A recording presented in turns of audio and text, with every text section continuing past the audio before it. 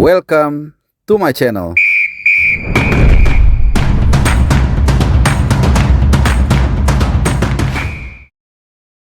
Satu hari lagi menjelang pertandingan yang sangat penting di kualifikasi Piala Dunia round ketiga ya, dari grup C kita akan menghadapi China ya dalam waktu sebentar lagi lah, tergantung kalian kapan menonton video gue kali ini.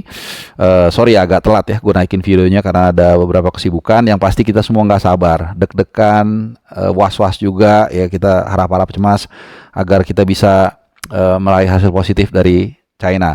Nah, dalam 24 jam terakhir ini ada perkembangan yang tentunya menarik banget untuk gua sajikan ke kalian teman-teman semua. Ada dua topik utama, tentunya soal agenda tim nasional kita, terus kemudian ada isu-isu yang beredar di sana, dan nah ini dia nih yang paling kalian tunggu-tunggu ya, info yang sangat kredibel yang gua dapat juga dari sumber yang sangat terpercaya soal tuan rumah round keempat. Akan tetapi kita akan simpan dulu tuh di bagian agak yang belakang sedikit ya. Nanti sabar, kita akan round up dulu soal serba-serbi ya, persiapan suasana tim nasional kita yang terakhir. Pertama gua akan mulai soal jadwal kegiatan hari ini ya. Anggap aja ini sudah memasuki hari Rabu ya, tanggal 4 Juni 2025. Jadi ini akan memasuki sesi konferensi pers, kemudian juga official training. Sekali lagi kalau di Eropa itu namanya pitch testing. Jadi akan mencoba lapangan yang memang nanti sejatinya akan digunakan bertanding ya, dalam hal ini Gelora Bung Karno. Karena kalau kemarin itu bukan official training ya, terserah mau pakai lapangan apa aja, dan kita pakai Stadion Madia.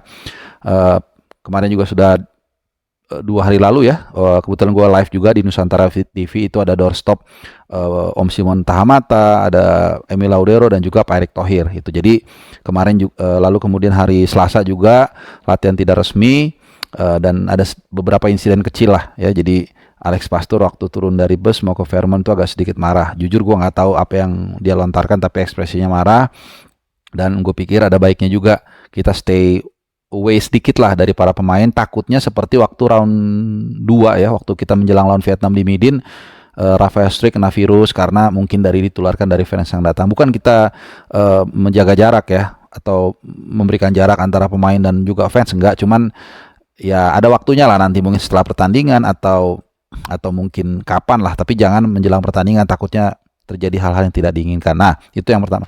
Yang kedua soal jadwal tadi yang gue bilang tadi, gue lupa. Jadi hari ini, hari Rabu itu, sesi konferensi pers itu akan diawali oleh China. Nah, China akan memulai konferensi pers itu jam 18.30 waktu Indonesia Barat. Kemudian seperti biasa ya 19.30.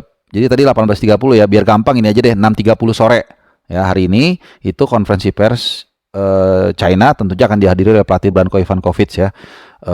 Kemudian 1 jam kemudian atau ya setelah itu dilanjutkan official training di Gelora Bung Karno. Setelah itu kemudian konferensi pers ya jam 7 malamnya ya, tentunya pelatih Patrick Kluivert.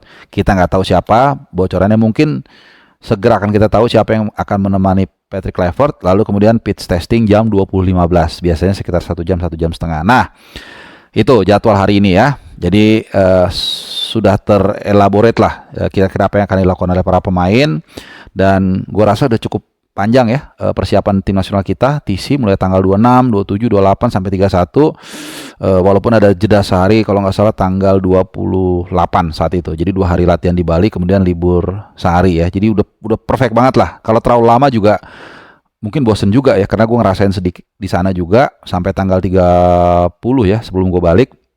Kalau kelamaan itu juga kayak apa ya, pasukan ya latihan terus tapi nggak pernah perang. Nah, ini momen yang tepat gitu. Jadi semoga kita berharap para pemain ini bukan hanya secara fisik tapi secara mental mereka juga siap dan memberikan yang terbaik mengalahkan China. Nah, ini yang kalian tunggu-tunggu soal tuan rumah round keempat. Siapakah ya yang akan menjadi tuan rumah di round 4 nanti? Seperti yang kita semua tahu, jadi peringkat 3 dan 4 dari 3 grup ini akan nanti lolos ke round 4 dan akan didistribusikan dalam 2 grup.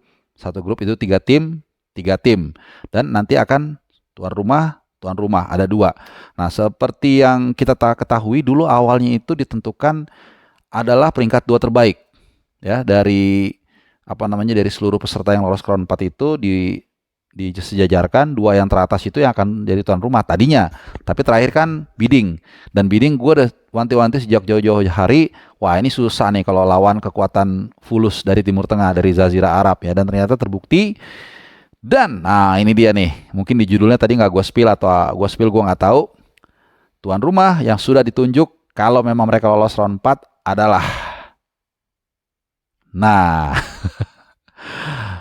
tuan rumah Piala Dunia 2022 dan juga yang akan menjadi tuan rumah tahun 2023 2034. Nah, itu sampai kepliset kan, yaitu Qatar dan juga Saudi. Nah, sedikit gue mau elaborate soal dua tuan rumah ini. Jadi sekali lagi nih, kalau mereka dua-duanya lolos ke round 4. Jadi kalau mereka otomatis lolos Piala Dunia atau malah nggak lolos sama sekali ke round 4, itu berarti gugur. Nah, ini ada kaitan antara Indonesia nih teman-teman. Jadi kalau dari dua tim ini, dua timnas ini, yang paling mungkin firm tuh lolos round 4, nanti mungkin ya kalian lihat sendirilah di klasmennya. Itu Qatar, hitung-hitungannya. Dia tuh hampir naik nggak bisa, lolos otomatis, lolos juga kayaknya susah, ya seperti itu. Jadi Qatar. Satu lagi Saudi ini masih mungkin lolos round 4, bahkan bisa juga nggak lolos, bisa juga lolos otomatis. Jadi ini lebih fluktuatif ya. Nah, tapi anggaplah ini sama, Saudi dan Qatar lolos round 4, maka kita akan main di Qatar. Kenapa? Karena nggak mungkin kita satu grup lagi sama Saudi, karena kita satu grup di fase round 3. Ya, kita sama Saudi kan satu grup ya.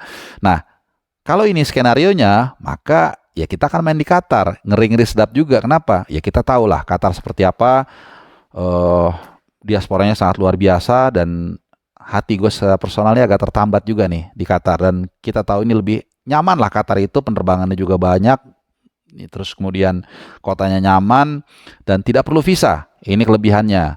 Kalau Saudi, walaupun kita nanti nggak ke Saudi ya, gue cerita sedikit, Saudi ini mahal ngurus visanya teman-teman, bisa 6 juta ya, dan dokumennya juga banyak harus disapit. Ini perbedaannya ya, kecuali kalian punya visa Amerika, punya visa UK, punya visa Schengen, ada capnya, jadi kalian baru dari sana dan masih berlaku. Nah, baru kalian bisa on arrival dan bayar sekitar 2 juta. Ini pengalaman gue waktu di Jeddah bulan September lalu. Nah, kembali lagi soal pencalonan, karena ini akan menjadi concern kita semua. Dua negara sudah menjadi kandidat tuan rumah untuk round 4 nanti. Bagaimana seandainya Saudi Arabia itu tidak masuk round 4, either dia lolos otomatis atau dia nggak lolos sama sekali di peringkat 3-4, maka akan jatuh antara Cina dan Indonesia.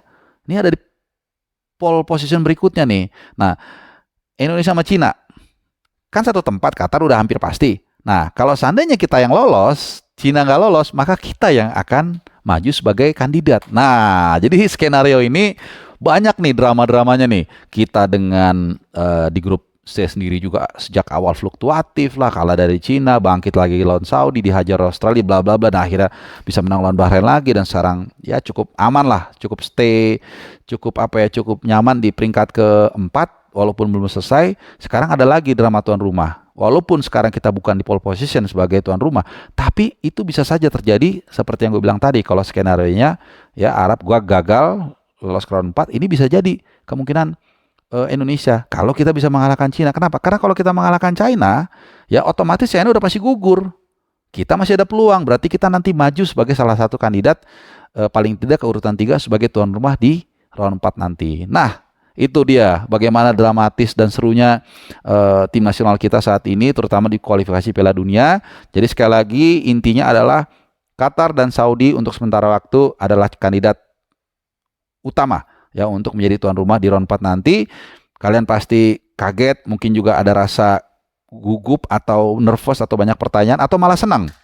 Ya, buat teman-teman yang diaspora yang ada di Saudi, yang ada di Qatar, tentunya ya kalian juga ada rasa senang juga ya menyambut pengumuman ini. Karena apa? Kalau kita memang ditakdirkan untuk lolos ke round 4, maka ya kalian akan menjadi tuan rumah, baik Garuda Qatar maupun juga Garuda Saudi. Oke teman-teman semua, nggak sabar lagi kita menanti pertandingan menghadapi China. Kita kembali lagi untuk pertandingan besok. Dan setelah video ini, gue akan bikin preview dan juga prediksi line up kekuatan Garuda saat menghadapi tembok Cina besok di tempat yang agak berbeda ya, ada air-airnya pokoknya. Jadi tunggu terus di channel Bung Harpa, kita dukung terus Merah Putih, semangat terus dan jaga kesehatan. Sampai jumpa di Gelora Bung Karno bagi yang nonton. Bye, adios.